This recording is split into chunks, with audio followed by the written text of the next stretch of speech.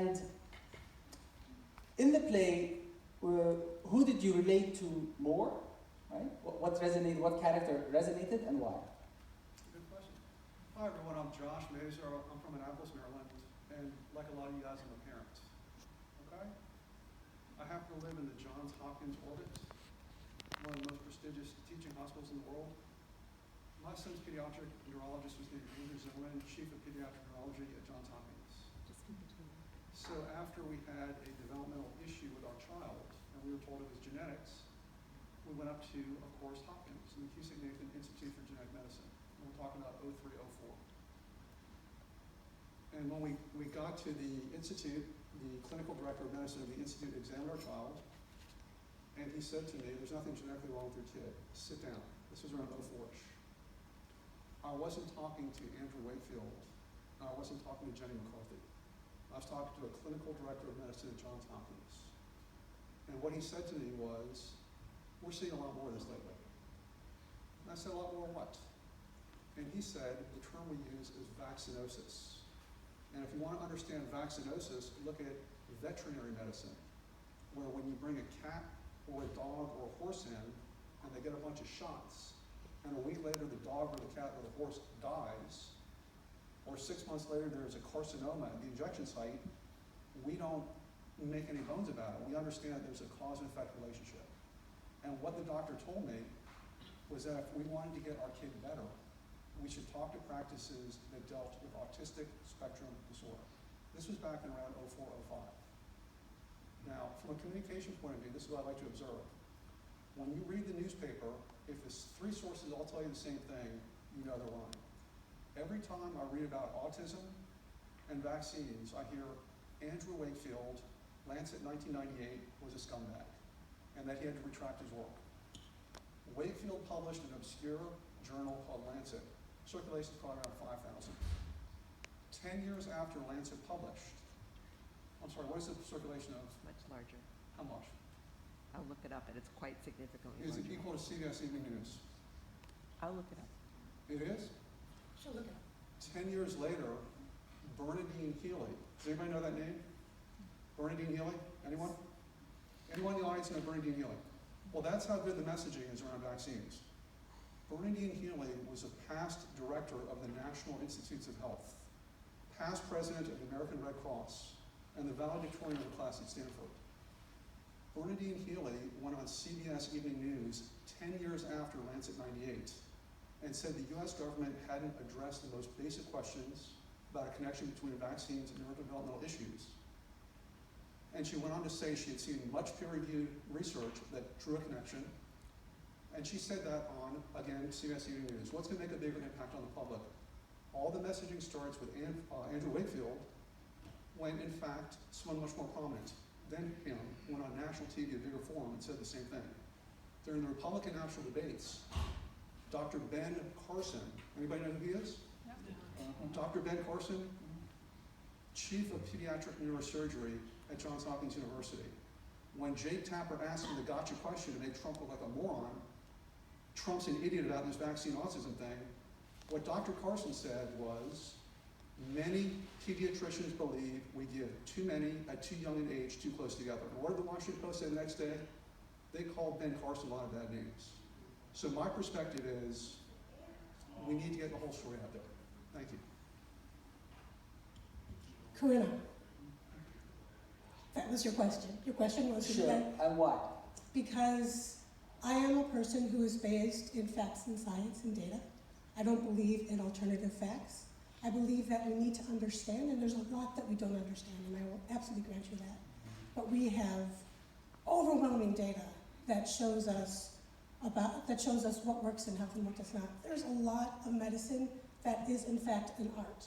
And I didn't realize that until I had a baby. But I did realize that there's a lot they don't know.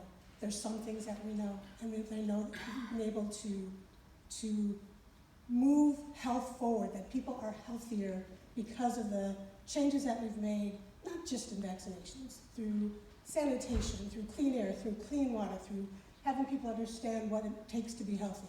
But vaccines are a very important part of the health that we are seeing right now.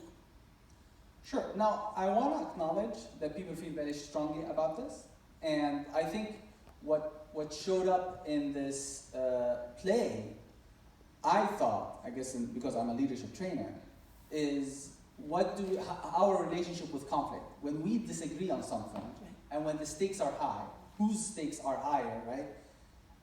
We end up in these engagements and interactions that start from fear and not start from a place where we really want to resolve this. It's more, I do not want to feel afraid, and having this narrative helps me not be afraid, as opposed to let me deal with the mess, let me deal with what I'm afraid of, because if I don't face it, it is gonna end up bad, right? And all of us are guilty of that. And I do ask of you, with compassion, to speak from your personal experience. How does it feel when society, right, inevitably asks individuals to take greater risks than other individuals? Because ultimately what this conversation is about, who's willing to take more risk in society than others, because some people are more impacted than others. So first, Josh, again, how do you feel about the issue? Is it right? Or how do we deal with the inevitable uneven distribution of risk in society? I'm going to have to pass on that one. I simply don't know. I would offer this comment. I believe that my family is at a greater risk of opioid death, or depression, or gunshots. So if we want a virtue signal and say that people who have a hesitancy towards shots have to be kept out of the public square, I would say let's do a thought experiment like Albert Einstein. Why don't we say that people who legally own guns, and I believe in Second Amendment rights, if you choose to legally own a gun, then you can't send your kid to school.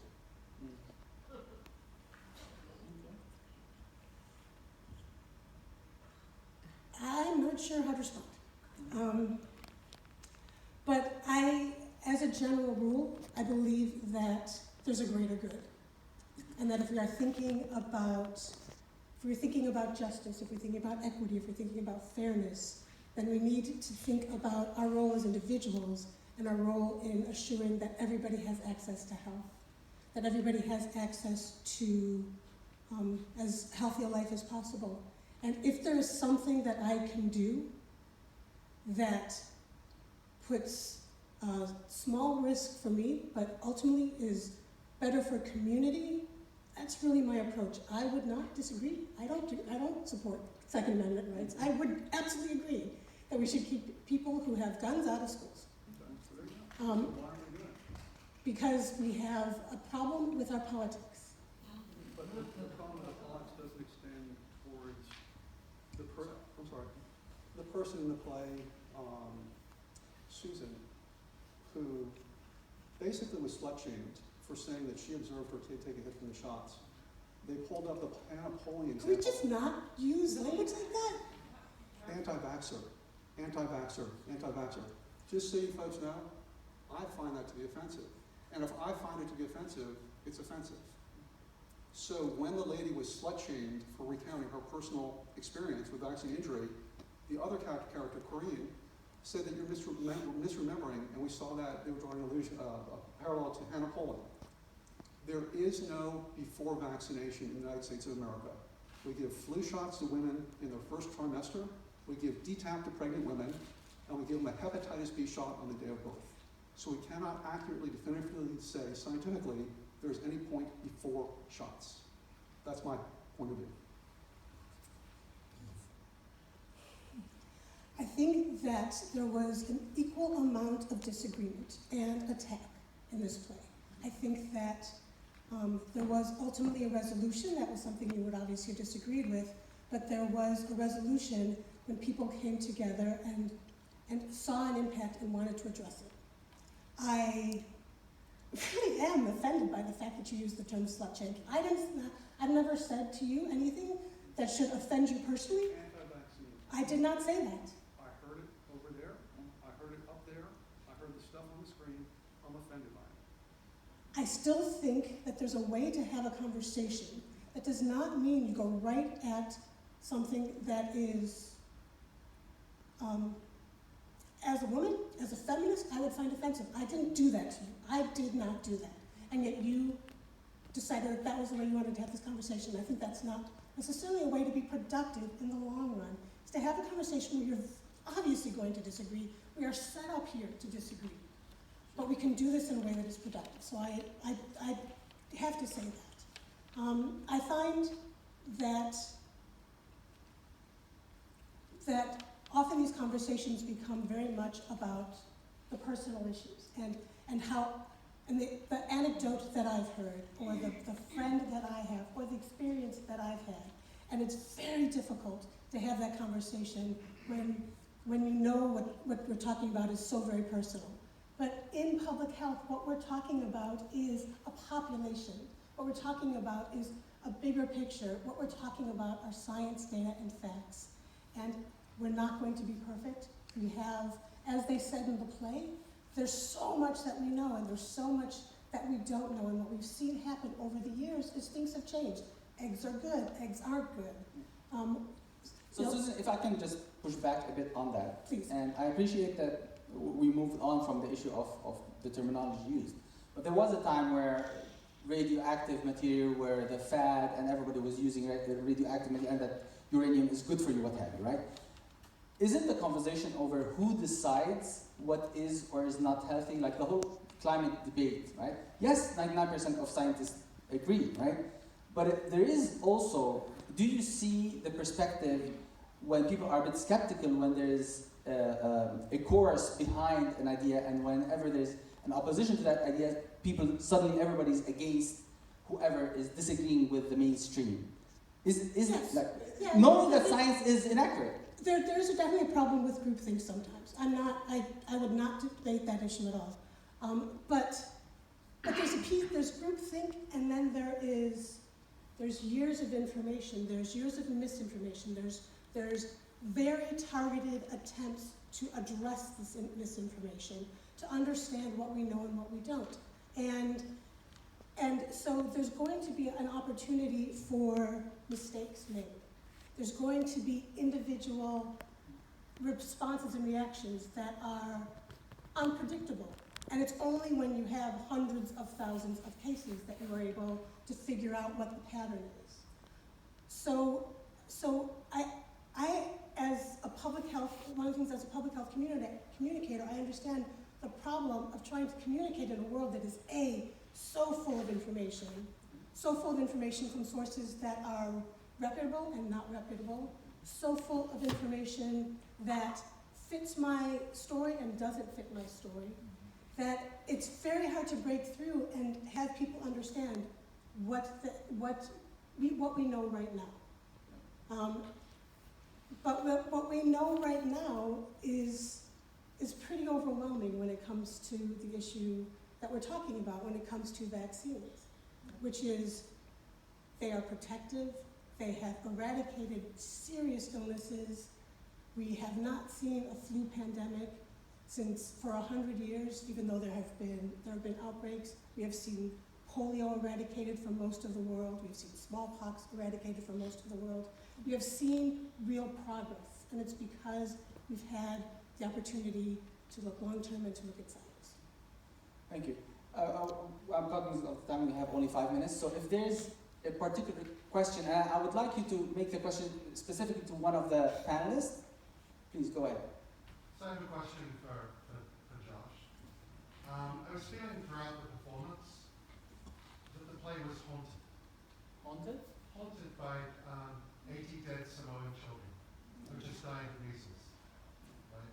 Because their parents were persuaded not to vaccinate. And I'm wondering if their parents could be here today. Josh, parent to parent, what would you say to their parents?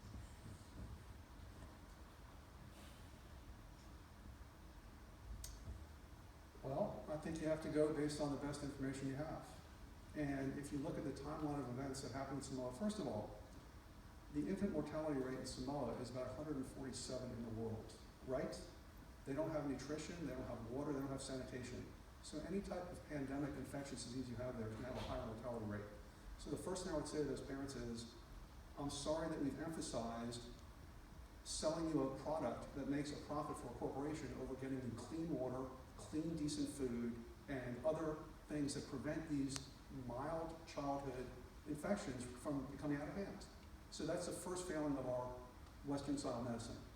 They did ship hundreds of thousands of doses of measles shots to that region before it happened, and just like with Ukraine, we're starting to see an antigenic shift, antigenic drift. We see shorter prodromal periods of measles.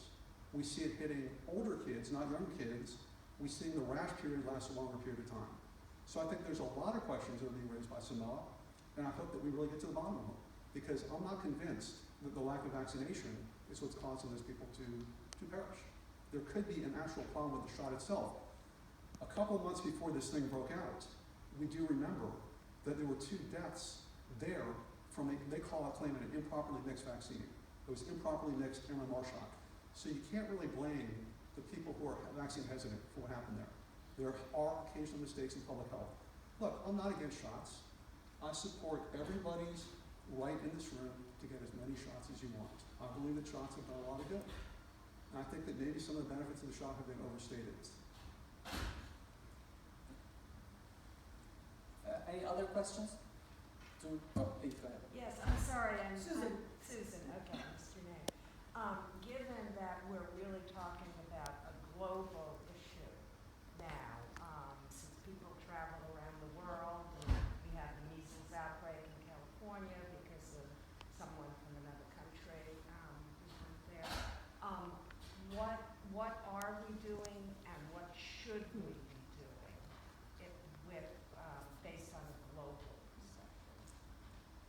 We are not doing enough. I completely agree that there are a whole series of other issues in Samoa. There was the concern that led to bad tests, which led the government to pull back on its vaccination. And so what we as a country need to do is we need to figure out a better way to do the education process within our own country. We need to work with other governments. The WHO is very active and very adamant on this issue. The World Health Organization is very clear that this is an issue that we need to address internationally because there are no borders anymore. And just as an anecdote, but almost 20 years ago to the day, I was on a plane to India. And I had not been to India before, but as a public health person, I should have known this. But the first couple of days, I was really struck by the number of people who were just obviously had serious birth defects that I could not understand what the issue was. It took me a little bit of time to realize it was polio. And I had never seen that before. So we have to do a better job of working through the international organizations that have the standing to help support them. So it's not just the WHO, the UN and its organizations have a piece to play here too, to help deal with the issues, the core issues of bad sanitation, of bad air, and also deal with the places where we know where we can make a difference with a simple shot. And if it's going to mean that more people live, if the New York Times story with the baby-sized caskets haunts me, and I think we don't have to see that. And so we need public health overall internationally needs more money, and that's the big issue. Is a severely underfunded part of the government because the only way that we understand public health is when something goes wrong. So if there is an outbreak, if there is an E. coli outbreak, if there's some place where a very poorly funded but nicely cobbled together system has a gap, that's when we see public health both attacked and to the rescue. So we need to fund the systems that can make a difference in people's health. And it's not just vaccines, but it's a very important part of it. With regard to the Disney measles outbreak, how many people have read the research, Journal of Microbiology, CDC scientists? 39% of the samples they analyzed of the people who had, quote, measles, that allowed California to stampede to take away a person's religious exemption, and now they have pushed a medical exemption away from my physician, now it's gotta be a state physician who approves it. So now I have a state commissariat of vaccine exemption. In the Disney measles land epidemic, PCR polymerase chain reaction testing shows 40% of the cases were what they call measles vaccine reaction. When we talk about what's going on in Samoa, until we see the PCR data, how do we know how many cases are actually wild strain measles versus measles vaccine reaction? We know that 40% of the cases from California were measles strain reaction. I don't see anybody talking about that in the press. It's almost like there's this hurry up and everyone, we're gonna take away your right to say no, you can't send your kid to school, you can't get an exemption from your doc. That's the agenda that's being pushed forward, and airplanes are coming next. We've seen 4 news stories lately about how California, LA, Texas, Richmond, the next push is gonna be on airplane travel. And the question everybody in this room wants to ask themselves is, someday, are you gonna wanna say no to a medical procedure? Are you gonna wanna say no to a shot? The Vaccine Injury Compensation Program, my friend Emily Torsel went through it for 9 years. You cannot go to court to face the people. You cannot subpoena the records they have. You cannot execute discovery. And even though Emily proved to the point of getting a judgment for the full value of the death of her child, $250,000, another parent that comes forward with the same story cannot rely on that fact set. There is no precedence. We have a lot of problems in the vaccine paradigm in the United States of America. I respect shots, just like I respect antibiotics, just like I respect heart surgery. But I don't know if I should get a stent or I should stay on statins. I mean, there's just a lot of stuff we don't know.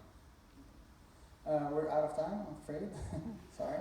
But thank you for this conversation. I'm sorry, one more thing. Look, if I did offend anybody, I apologize. I've lived it watching people call my wife names for 18 years. Thank you. Thank you all for coming, and thank you for your points of view. Thank you very much.